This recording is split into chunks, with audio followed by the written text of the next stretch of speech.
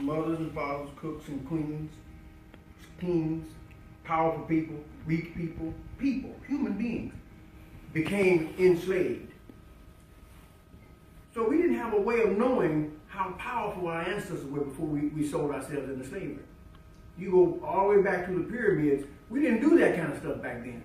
But years and years and years and years and years and years later, we did that kind of stuff to each other. We fought each other. We didn't like each other.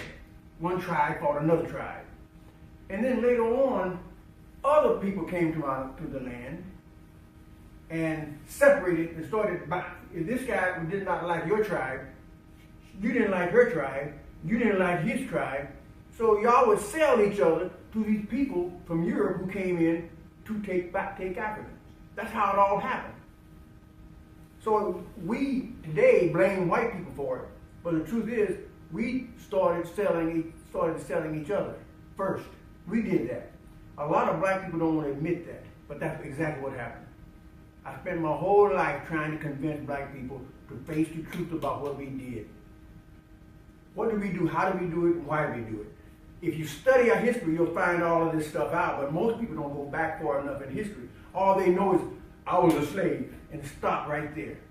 Well, I decided long ago that I was going to go beyond slavery and go beyond that, go back to when we were kings and queens.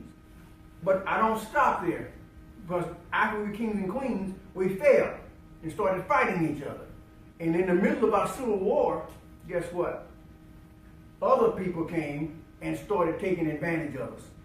It's very careful because a lot of people are racist in this country right now. What they don't know is that other countries like Russia and other countries that don't like us, China, can come in and take over this country the same way that they took over Africa because we didn't get along as black people. So now that we Americans don't get along, guess what?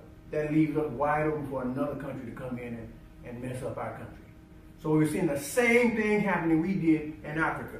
So you as an African person, or you as an African American person, should have a history of understanding this. So when I talk to white people, and I talk about how we should all get along, how we should all love, I talk about personal experience because my people already did this. Europeans did this. That's why they had the Revolutionary War, because Europeans were fighting each other. And they come into this country, and they want to leave this country, there's just one thing left after another. So humans have always fought one another. The reason we're interested in this is because it shows how we fought one another as people, as black people. Back to Kwanzaa. The reason I'm talking about Kwanzaa, there was a man named Maulana Karenga, and I know him. In 1968, he decided to create a holiday for us.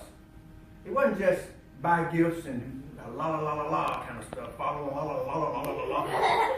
He wanted to show principles of how we could make ourselves better, powerful, more important. So that's what Kwanzaa is all about. 7 days of different principles that shows us how we should be living each and every day. That's what it's supposed to be. So Kwanzaa is a celebration as to how we should be living our lives, how we should be respecting each other, loving each other, showing each other, taking care of our kids. We should be doing all those things. So that's what Kwanzaa is all about for me.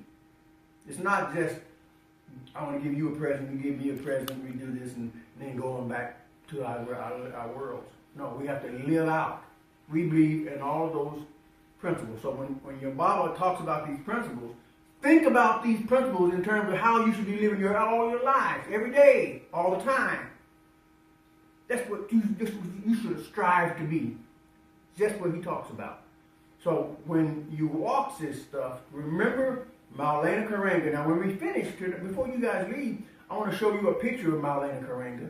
I met him more than once, and he's a very, very, very smart guy from Los Angeles, California. He took the time to show us principles, show us something that we should be striving to live for as a people, so we can be proud of ourselves, be proud. You know, we're not just all black. We all have Native American in us. We all have white in us. We have different Mexican. We have different race, Indian. We have different. So even though we're black and African American, we are a mixture of everything. That's what America is all about. It's a mixture of everything. Melting pot. melting pot, a salad bowl. You know, you can call it a melting pot where you can put all the ingredients in a pot and cook it. They all get mixed up. Or you can call it a salad bowl. You got different colors in a big bowl and you mix them all up and they become one. So having said all that, this is what Kwanzaa is all about. It's for you as a dark-skinned person, an African person, to be a pride in who you are, where you came from. You don't have to put any other race down. You don't have to talk bad about anybody else. You can be proud of who you are and let them be who they are. You run across somebody who calls you names because of your color, you remember these principles. Remember what we're talking about here. So nobody can make you feel bad about who you are. Nobody can make you feel unworthy of who you are. That's because they're stupid. They don't know. But you cannot be stupid. You cannot afford to be stupid and not know who you are, where you came from. So if somebody comes to me and tells me something bad about me, it's up to me to know about me so I can correct them. And I don't have to do it in a nasty way. I can do it in a powerful way, and I look them in the eye and I tell them who I am and what I'm all about. You are wrong. Let me explain something to you. And I get there. I don't want to fight. I don't want to fuss. But I want to get them straight. And I do that. That's what this allows me to do, because these principles that your Bible is going to show you is teaching you all about how you should live your life, how you could live your life, what it's all about.